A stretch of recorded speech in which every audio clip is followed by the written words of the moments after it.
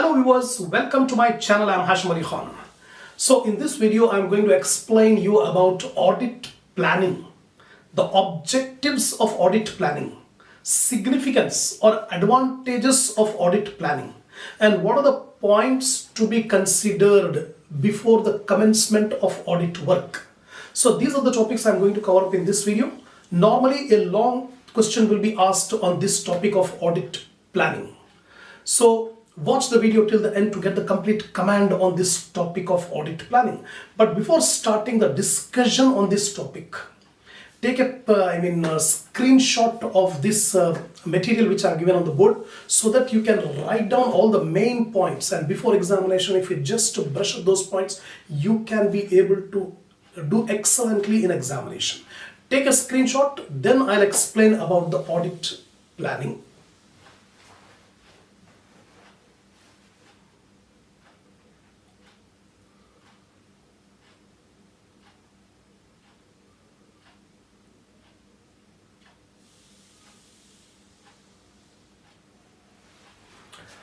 So let's begin our discussion on audit planning.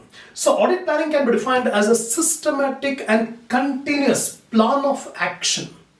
It's a systematic and continuous plan of action which the auditor usually follows during the course of the audit. So normally, what is the plan of action? Remember, plan of action which every auditor will apply during the course of audit.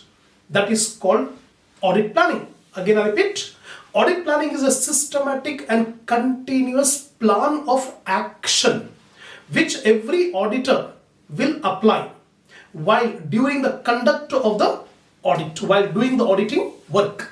Now, according to AAS1, Auditing and Assurance, Auditing and Assurance Standard 1, it says that the auditor should plan his work. The auditing is not an unplanned or haphazard work. It's a planned work.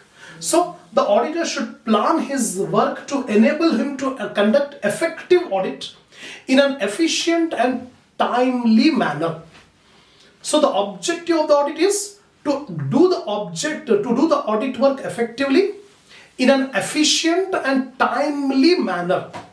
So if we make audit planning, then there is a possibility that effectively the auditor can conduct the audit in an efficient and timely manner. So this is explained about the audit planning. Now, what are the objectives of audit planning? Why this audit planning is required? Many objectives are there. The first objective, to assign the tasks to the auditing staff. Actually, auditing will be done not by a single person. Auditing is not done by a single person. It's a group of staff. A group of people will conduct the auditing work. So here the task of auditing will be assigned to different persons. So if we have the audit plan, then easily we can be able to assign the work to different staff. To design and develop deadlines for completing the audit work. Deadline, that means we have to finish off the audit work within a stipulated time period. So if we have the audit planning, then we can be able to finish the work within the deadline, within the time specified, to schedule dates for midterm and year-end audit. So audit will be done throughout the year. So we have to do the audit in midterm as well as year-end. So how much work should be done in the middle of the year and how much to be done at the end of the year.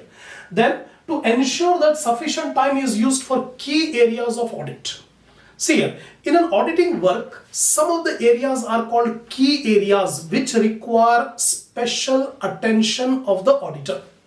Those key areas we have to identify and we have to assign the time required on that key areas. Next one, the create an atmosphere. To create an atmosphere of cooperation and coordination among the auditor staff, thus facilitating on time on completion of audit work.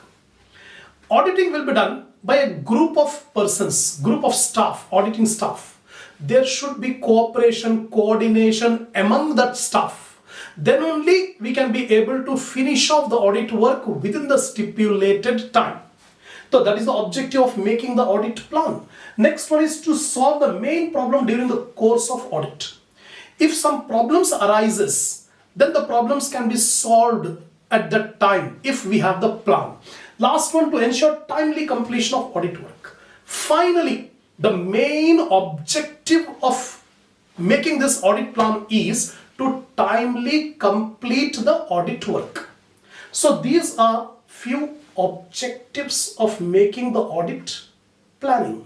Now, significance of audit planning, or we can say advantages. What are the advantages of making this audit planning? The first advantage, it ensures quick identification of the potential problem areas. By making this audit planning, we can be able to identify what are the potential problem areas so that we can devote more time. We will be more critical on those potential problem areas. So with the help of audit planning, we can be able to identify. Next one is, it provides a clear time map within which the audit work needs to be completed. The time schedule required for completing the audit and also the time required for each of the task of audit. So how much time is required for each of the task of audit. It ensures that proper attention is being paid to the key areas. Just now I told you some areas are called key areas or critical areas where the auditor has to be more careful. The auditor has to be very vigilant in that area. So identify.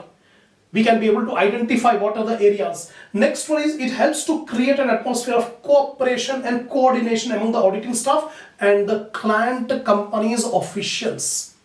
There should be, without cooperation, without coordination among the staff and also among the officials, company officials of the client, that is required. So if we have this audit plan, there is clarity in the concept, the clarity in the work. There will be cooperation, coordination between the auditing staff and also to get the information from the client company officials. It ensures optimum utilization of time and resource. Time is very important, not only to the auditing staff but also to the company officials. If there is no auditing planning, that means resources and time will go waste. Wastage of time of the auditing staff and also of the company officials. So if we have the audit plan, that means there will not be any wastage of time and resources of the auditing staff and the company client staff. That's all. So we have discussed about the objectives and significance of audit planning. Now, what are the points to be considered before commencement of the audit? Now, first of all, the following points to be considered before the commencement of the audit. First one, the terms of engagement as specified in the engagement letter. The auditor first of all has to see the terms of engagement. What type of audit? What is the nature of auditor? Whether he is internal auditor, branch auditor, joint auditor or special auditor or a statutory auditor, that will be specified in the engagement letter. So the terms of engagement should be clear by seeing the engagement letter. That is the first thing auditor has to see. Second, the statutory responsibility of the auditor as per the contract. Now the auditor has to see what is the statutory responsibility. That means as per the engagement letter, as per the position of the contract, nature of the contract, he has to see what is the statutory requirement. There are many statutes which give responsibility to the auditor. Next, the existing accounting policy and procedure which are followed by the company staff.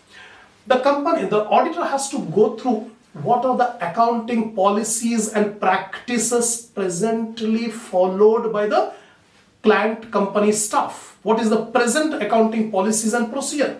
That he has to see first. Next one is the extent to which auditor can rely on the internal control system. See, the audit work depends on the internal control system applied by the company.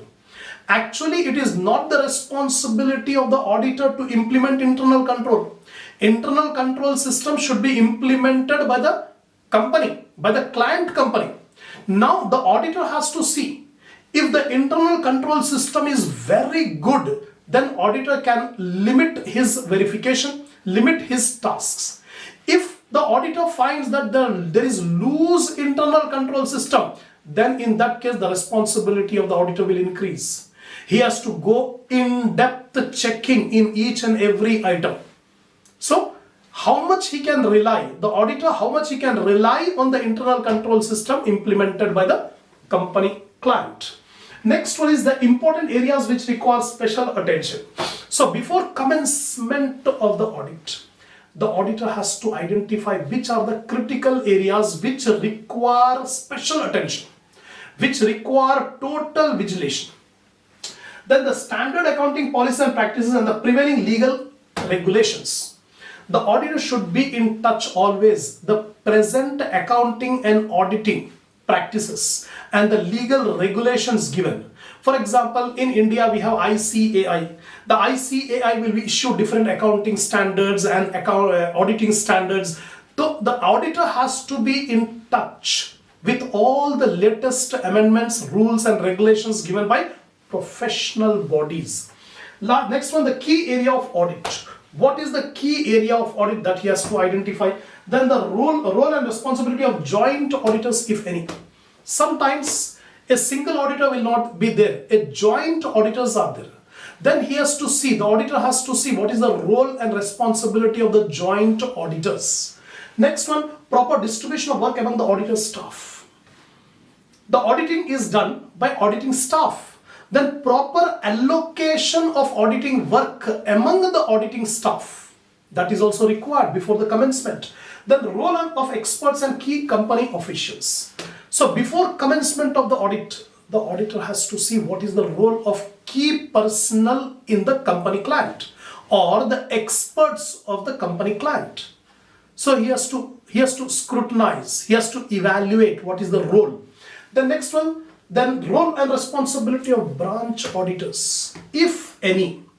If the company is having branches, then what is the role and responsibility of the branch auditors? Then lastly, any other important factor varying from case to case. So after that, he has to see the important factors which differ from area to area. So in this video, I have explained you about the meaning of the term audit planning, objectives of auditing, significance or importance of audit planning, and lastly, points to be considered before the commencement of audit. So this question is very important from examination point of view. So I'll continue the next topic on auditing in the next video, inshallah.